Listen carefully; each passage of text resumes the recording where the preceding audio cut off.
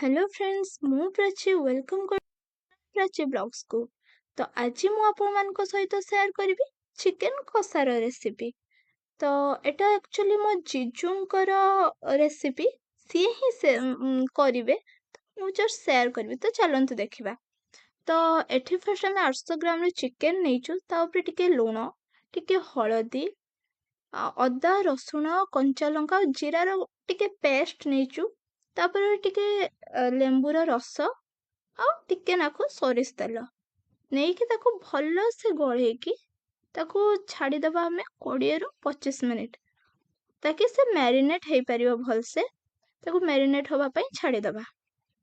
तो एठी मो जीजू ताकू गळौचंती। तो एटा मैरिनेट होबा भितरे चलंतु हमें देखिबा तो मसला केमिति होची। तो फर्स्ट हमें गोटे कड़ाई बसैकी सेठी टिके सरिष तेल ही आपण यूज करिवे। फर्स्ट हमें तेल रे आलू को टिके भाजी दबा सेथिरे टिके हळदी गुंड टिके लूण पकेकी हमें ताको टिके गोल्डन ब्राउन होबा जाय भाजीबा। तापर सेटा को काढी हमें सेई तेल रे ही गोटा मसला तेजपत्र गुजराती गोलमर्च एमिति सब गोटा मसला टिके छेंचिके डालचीनी पकेदबा। तापर हमें 3-4टा मीडियम साइज रो पियाज को काटी सेते पर्यंत भाजीबा जेते पर्यंत सेटा गोल्डन ब्राउन हे न आछी। पियाज भाजी गला परे हमें अदा रसुण रो पेस्ट जो बड़ी थिला जेतिकी सेतिकी हमें पकेकी भलो से ताको मिक्स करिवा। आ एठी जीजू मिक्स करूचंती।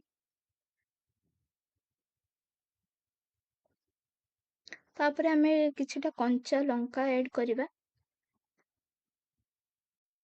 मसला को अल्प कषि सारला परे सेथिरे हळदी गुंड और स्वाद अनुसार लूण पकेଇବା। लूण पकेकी पुणी ताको मिक्स करिवा भलो से कषिवा। तापरे आमे 2टा मीडियम साइज रो बिलाती एठी ऐड करछे। बिलाती को सेते पर्यंत मिक्स करबे जे पर्यंत सेटा पूरा मिक्स हेई जाइनी मसला सह। तापरे आमे एठी टिके लंका गुंड और टिके धनिया गुंड पकेइलु। पके साला परे ताकू मसला को पुणी थरे कषिबे जेते पर्यंत सेते पर्यंत कषिबे जेते पर्यंत सेठी भलो से तेल न बाहरी आछी। तापरे मसला कषि हे साला परे सेथिरे टिके पानी देकी हमें मसला को टिके फुटेइलु।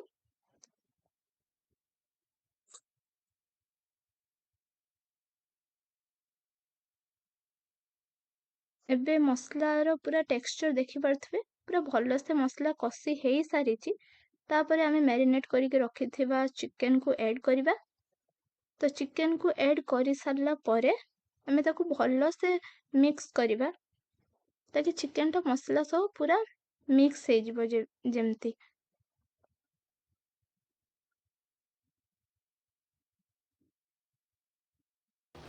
तो चिकन मिक्स हे सारला परे हमें भाजी के रखिथिबा आलू को ऐड करिबा। आलू को आगरू ऐड करिवेनी नहले सेटा पूरा मसला सब मिक्स हे जिवो सिजिकी।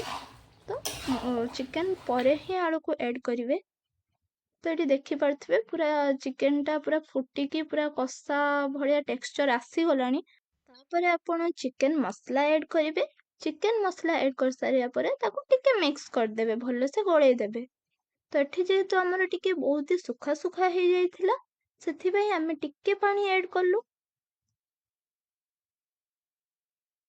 आ पानी ऐड कर सारला परे हमें ताको टिके फुटेइलु। तो एठी हमर फुटी सारिची। फुटी सारला परे एठी हमें धनिया पत्र ऐड कलु ताकि तारा भलो लागिबो टेस्ट और भलो स्मेल आसीबो। तो एठी हमर रेडी हे जाइची चिकन कषा।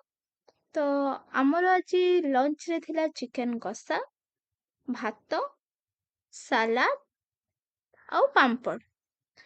तो आपण मान को केमिति लागिची कमेंट रे कहिबे। चिकन कषा तो बहुत ही मस्त बनिथिला। तो आपण ट्राई करंतु और कमेंट रे कहिबे केमिति लागला। जदि वीडियो टी भल लागिची तो लाइक शेयर सब्सक्राइब करे पे जमा भी भूलिबे।